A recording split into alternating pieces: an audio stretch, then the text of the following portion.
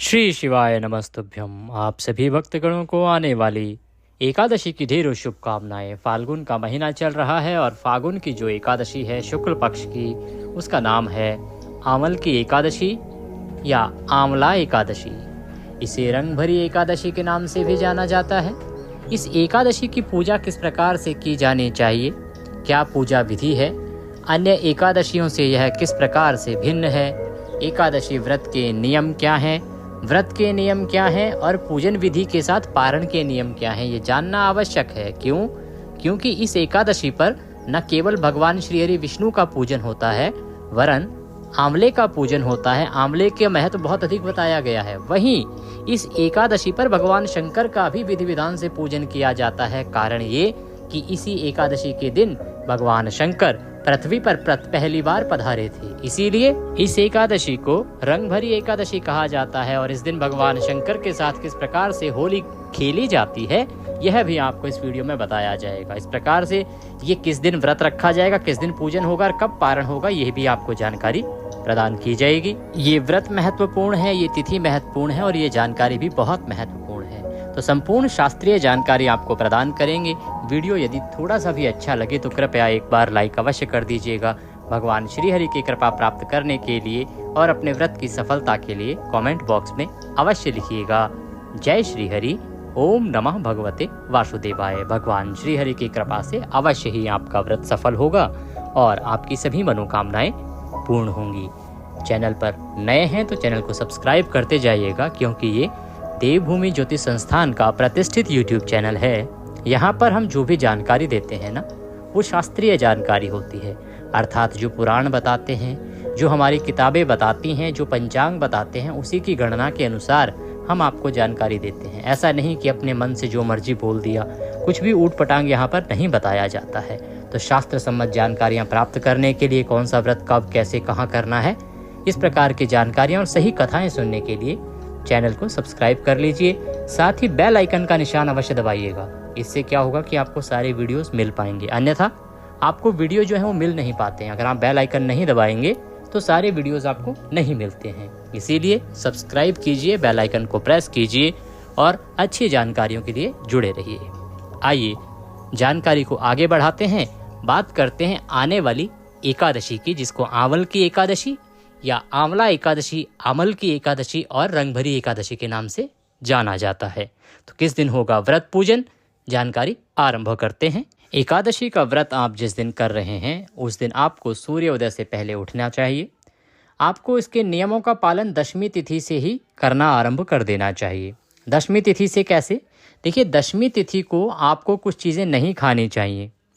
प्रथम नियम तो ये है कि दशमी तिथि को आपको मसूर की दाल नहीं खानी चाहिए, चने की दाल नहीं खानी चाहिए, हरा साग खाने की भी मनाही पुराणों में की गई है एकादशी से पहले वाले दिन, अर्थात दशमी तिथि के दिन। इस दिन आपको रात्रि का भोजन भी नहीं करना चाहिए, नियम यही कहता है, और तामसिक पदार्थों का सेवन भी नहीं करना चाहिए।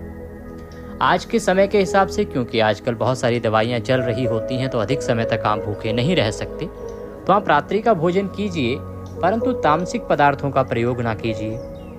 साथ ही आप प्रतिबंधित वस्तुएं हैं उनका सेवन ना कीजिए, जैसे मसूर की दाल, चने की दाल, हरी साग सब्जियां और शहद। इनका प्रयोग पूर्ण रूप से दशमी तिथि को वर्जित बताया गया है।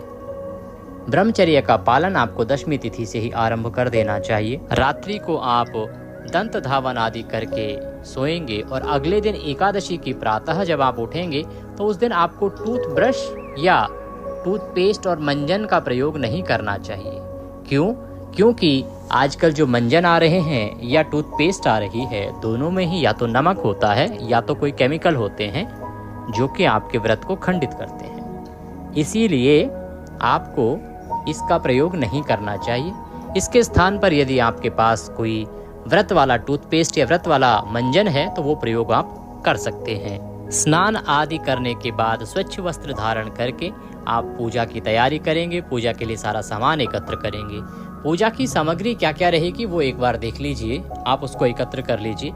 पूजा की सामग्री में मुख्य रूप से रहेगी रौली, मौली, पान, सुपारी, लौंग, इलायची, धूप, दीप, नैवेद्य, भगवान श्रीहरि की प्रतिमा या तस्वीर, भगवान शंकर, माता पार्वती की प्रतिमा या तस्वीर और आंवला वृक्ष, पौधा या आंवले का फल। इत्र अगर हो सके तो इत्र रख लीजिएगा। जनेऊ यदि आपके पास हो तो 2 जनेऊ रख लीजिएगा। नैवेद्य के रूप में मिठाई या कोई फल, अन्यथा मिश्री रख लीजिएगा। एक लोटे में जल लीजिएगा, शुद्ध तांबे का मंजा हुआ लोटा लीजिएगा। उसमें या तो त्रिवेणी का जल पहले भरिएगा, उसके बाद शुद्ध जल भरिएगा, या गंगा जल पहले डालिएगा, उसके बाद उसमें शुद्ध जल भरिएगा। जल आचमनी की आवश्यकता आपको रहेगी। भगवान को अर्पित करने के लिए पुष्प चाहिएंगे, फूलों की माला चाहिएगी, धूप और दीपक। ये सारी सामग्री आपको एकत्र करनी है। एकत्र करके आपका जो पूजा स्थल है वहां पर बैठ जाइए। इसमें पूजा स्थल का चुनाव आप इस प्रकार से कीजिए कि यदि आपके पास आंवले का वृक्ष है कोई बड़ा, जिसको कि आप पूजा स्थल तक नहीं ला सकते हैं, तो आप पूजन कीजिए आंवले के वृक्ष के वहीं पे, भगवान की स्थापना भी वहीं पे कीजिए। और यदि आपके पास कोई छोटा गमला है जिसको आप पूजा स्थल पर ला सकते हैं, तो वो गमला उठा के वहाँ लेके आइएगा। 2 चीज़। तीसरा, जिनके पास आंवले का वृक्ष पौधा कुछ भी नहीं है, वो आंवले के फल को ही आंवले के वृक्ष के रूप में स्थापित करेंगे और उसका ही इसी भाव से पूजन करेंगे कि आप आंवले के पौधे का पूजन कर रहे हैं। विधि हम आगे बताएंगे कि कैसे आपको पूजन करना है। ये सारी सामग्री आप एकत्र कर लीजिए। एकत्र करने के बाद आसन लगा के बैठ जाइए। प्रयास कीजिए अगर संभव हो सके तो उत्तर दिशा की ओर मुख कीजिए। उत्तर दिशा की ओर मुख करके और बैठ जाइए। सबसे पहले सभी सामग्री का और स्थान का शुद्धिकरण किया जाता है। तो शुद्धिकरण करने के लिए जो लोटे में जल लिया है ना, उसमें एक पुष्प डुबोइए और पुष्प से सारी जगह पर छींटे दीजिए, सारी सामग्री पर छींटे दीजिए, अपने ऊपर छींटे दीजिए। जहाँ आपने भगवान की स्थापना करनी है, पूजन करना है, सब जगह पर उस जल का छिड़काव कीजिए। मंत्र हम यहाँ से बोलते हैं। ओम पवित्रो पवित्रवांग सर्वांग वस्तांगतो विवाम यह स्मरेत पुंडरीकाक्षं सवयंतरः शुचिः। ओम। सभी सामग्री और स्थान का शुद्धिकरण करने के बाद आपको भगवान की स्थापना करनी चाहिए। स्थापना करने के लिए जिस स्थान पर भगवान का आपको स्थापना करनी है, उस स्थान पर पहले पुष्प रख दीजिए। पुष्प किस लिए? इस भाव से कि आप भगवान को आसन प्रदान कर रहे हैं। आप पहले भगवान को आसन देंगे, उस पर भगवान विराजमान होंगे ना, तो भगवान को आसन के रूप में पुष्प वहां पर रख दीजिए। यदि आप चौकी पर रखकर पूजन कर रहे हैं तो चौकी पे कीजिए। यदि चौकी नहीं है तो पृथ्वी पर रखकर भी पूजन कर सकते हैं। चौकी हो तो उस पर पीला वस्त्र बिछाइए और उसके ऊपर भगवान की स्थापना कीजिए। नहीं हो तो आप पृथ्वी पर रखकर भी पूजन कर सकते हैं। आप स्थापना करेंगे भगवान की, तो स्थापना करने के लिए पहले उस स्थान पर पुष्प रख दीजिए, आसन दीजिए, भगवान लक्ष्मी नारायण की स्थापना कीजिए। तस्वीर या प्रतिमा जो भी आपके पास है उसको रख दीजिए। इसके बाद भगवान शंकर और माता पार्वती की यदि कोई प्रतिमा तस्वीर आपके पास है तो वह स्थापित कर दीजिए इसी विधि से, पुष्प रख के। और आंवले की भी स्थापना इसी प्रकार से कर दीजिए। अब इस व्रत में एक पूर्ण कुंभ की विधि बताई गई है कि आपको पूर्ण कुंभ स्थापित करना चाहिए एकादशी की प्रातः। तो पूर्ण कुंभ क्या होता है कि एक घड़ा लीजिएगा, घड़े में जल भरिएगा, उस पे पूर्ण पात्र रखिएगा और उस पे एक नारियल मौली बांध के या लाल रंग का कपड़ा लपेट के रखिएगा। इसको भी स्थापित करेंगे आसन के रूप में। इसके नीचे भी आप थोड़े से पुष्प रख दीजिएगा और इस घड़े को भी स्थापित कर देंगे।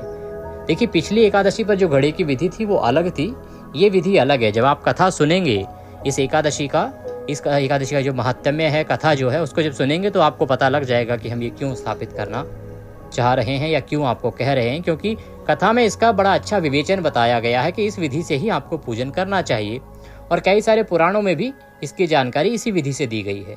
तो इसीलिए अगर संभव हो तो आप एक घड़ा लीजिए और उसको स्थापित कीजिए। घड़ा स्थापित किया, भगवान श्री हरि को स्थापित किया, भगवान शंकर को स्थापित किया और आपने आंवले को स्थापित किया। अब आप धूप और दीप लगाइए। दीपक को लगाइए भगवान के सीधे हाथ की तरफ अगर घी का दिया है तो, और उल्टे हाथ की तरफ अगर तेल का दिया है तो, और धूप को जला दीजिए। दीपक को भी प्रज्वलित कर दीजिए। अब आप 3 बार जल आचमनी करेंगे। जल आचमनी करने के बाद व्रत का संकल्प करेंगे और पूजा की ओर आगे बढ़ेंगे। विधि थोड़ी भिन्न रहेगी क्योंकि भगवान शंकर का पूजन भी आप पहली बार देख रहे होंगे, क्योंकि एकादशी पर भगवान शंकर का पूजन नहीं होता है। ये जो एकादशी है ना, इसे कहते हैं रंग भरी एकादशी। इस पर भगवान शंकर का जो पूजन है वो इसलिए किया जा रहा है क्योंकि ये वो तिथि है जिस दिन भगवान शंकर और माता पार्वती शादी के बाद, विवाह के बाद पहली बार पृथ्वी पर आए थे और बनारस आए थे। इसीलिए इस दिन भगवान गौरी शंकर अर्थात माता पार्वती और भगवान शंकर की पूजा की जाती है। विधि विधान से एकादशी के दिन पूजा की जाती है और बनारस में तो इसी दिन से होली आरंभ हो जाती है। तो ये महिमा बताई गई है, इसीलिए हमने आपको सुझाव दिया है कि आप इस दिन भगवान शंकर और माता पार्वती का भी पूजन कीजिए, ये अधिक लाभदायी रहेगा। आइए पहले आप आचमनी करने के लिए सबसे पहले हाथ धोएंगे। एक चम्मच से अपने सीधे हाथ पर जल लीजिए और हाथ धो लीजिए। ओम हस्तो प्रक्षालनम। हाथ धोने के बाद अब आप सीधे हाथ पर एक चम्मच जल लेंगे, एक मंत्र के साथ आचमनी करेंगे। ओम माधवाय नमः, जल लीजिए पी जाइए। ओम केशवाय नमः, जल लीजिए पी जाइए। ओम नारायणाय नमः, जल लीजिए पी जाइए। ओम ऋषिकेशाय नमो नमः, हस्तो प्रक्षालनम। जल लीजिए हाथ पे और हाथ धो लीजिए। इसके बाद आपको व्रत का संकल्प करना चाहिए। संकल्प करने के लिए अपने सीधे हाथ में जल लीजिए और 1 रुपये का सिक्का दक्षिणा के रूप में कम से कम रखिए। अधिक जो भी आप रखना चाहें वह रख सकते हैं। और 3 बार बोलिए ओम श्री विष्णु, ओम श्री विष्णु, ओम श्री विष्णु। अपना नाम, अपना गोत्र, जिस स्थान पर बैठकर आप संकल्प कर रहे हैं ना, वहाँ का मकान नंबर, क्षेत्र का नाम, शहर का नाम, फाल्गुन मासे शुक्ल पक्षे एकादश्यायां पुण्यतिथिः एकादशी मध्ये भगवान लक्ष्मी नारायण, भगवान शंकर पार्वती आमला व्रत पूजन संकल्पम संकरिष्ये। बोलिए सौ श्री विष्णु शरणौ शरणम प्रपद्ये। और यह संकल्प भगवान के चरणों में अर्पित कर दीजिए। संकल्प अर्पित करने के बाद अब आपने पूजन आरंभ करना है। हम बारी बारी से सारा पूजन करेंगे। पूजन के बाद आप कथा श्रवण करेंगे। कथा अवश्य सुनिएगा और ऑथेंटिक कथा ही आपको सुननी चाहिए। इसके लिए यदि चैनल पर आप नए हैं तो सब्सक्राइब कर लीजिए, जिससे कि सही कथा आप सुन पाएं। और विष्णु सहस्त्र नाम का पाठ भी आपको करना चाहिए। त्रिवेणी के संगम के जल से आपको इस दिन भगवान का अभिषेक कराना चाहिए। इसकी विधि भी आगे हम आपको बताने वाले हैं, क्योंकि ये विधि बहुत ही महत्वपूर्ण है। आइए आगे बढ़ते हैं पूजा की ओर। सबसे पहले आप कलश की पूजा करेंगे और भगवान गणेश का हम इसी में स्मरण करेंगे। तो भगवान गणेश का भी ध्यान कीजिए और कलश देव का पूजन आरंभ कीजिए। सबसे पहले जल के 3 बार छींटे दीजिए पद्य अर्घ आचमनी के रूप में। ओम पद्यम समर्पयामि, ओम अर्घ्यम समर्पयामि, ओम आचमनिम कुरुः। स्नानम स्नानते, स्नान के रूप में जल के छींटे दीजिए। स्नानम स्नानते जलम समर्पयामि। चंदनम महत्वपूर्णम, तिलक कीजिए, तिलक लगाइए, कलश को तिलक लगाइए। 5 बिंदी लगा सकते हैं, 1 भी लगा सकते हैं। वस्त्र अर्पित कीजिए, मौली का टुकड़ा तोड़िए और वह चढ़ा दीजिए। वस्त्रम वस्त्रांते।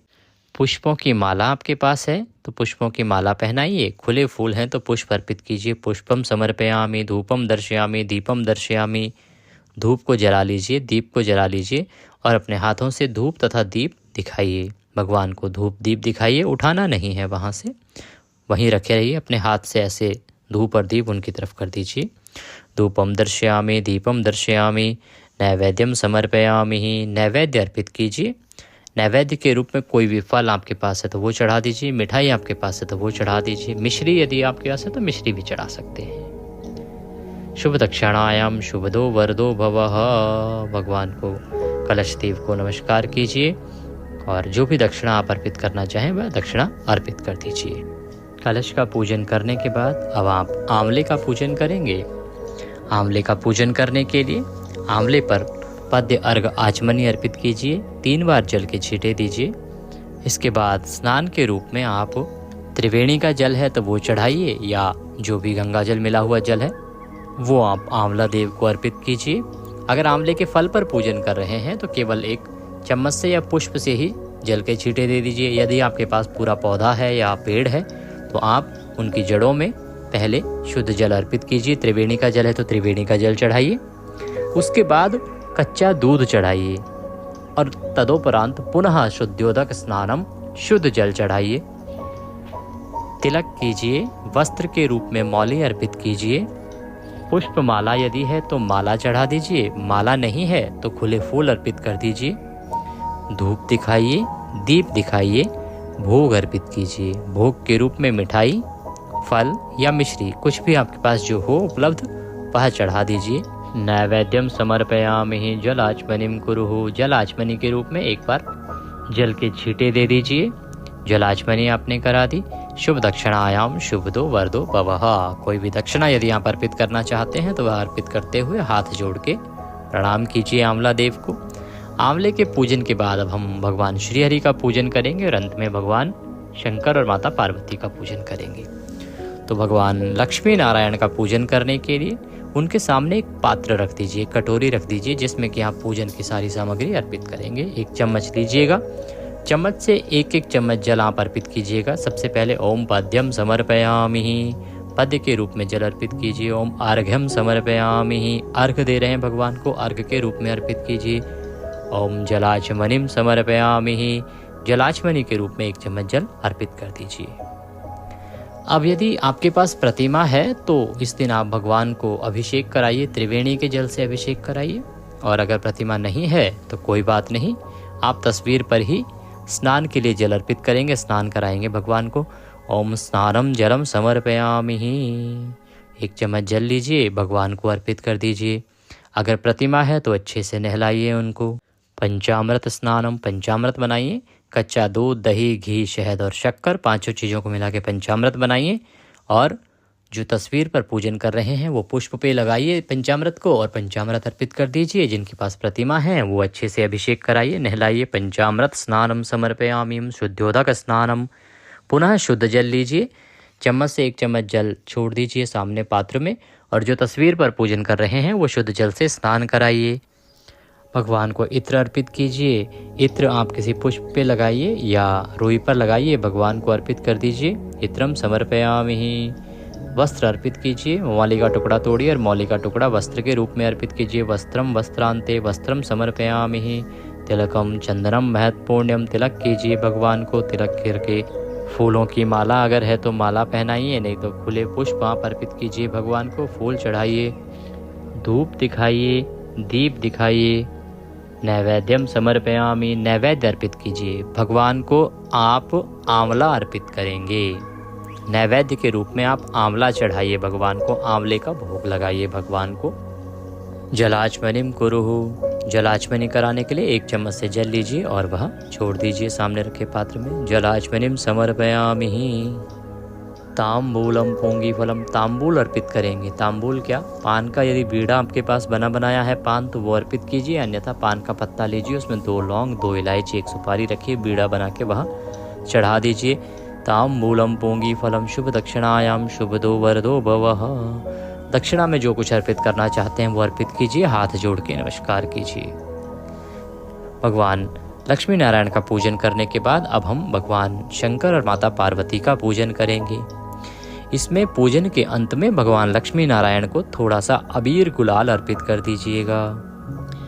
भगवान गौरी शंकर का पूजन आरंभ करने के लिए सबसे पहले पद्य अर्घ आचमनी कराएंगे आप, तो 3 बार जल अर्पित करेंगे। ओम पद्यम समर्पयामि, ओम अर्घ्यम समर्पयामि, ओम जलाचमनिम कुरुहु। जल आचमनी कराने के बाद भगवान को स्नान कराएंगे। अब जिनके पास भगवान की प्रतिमा है वो प्रतिमा पर जल चढ़ाइएगा।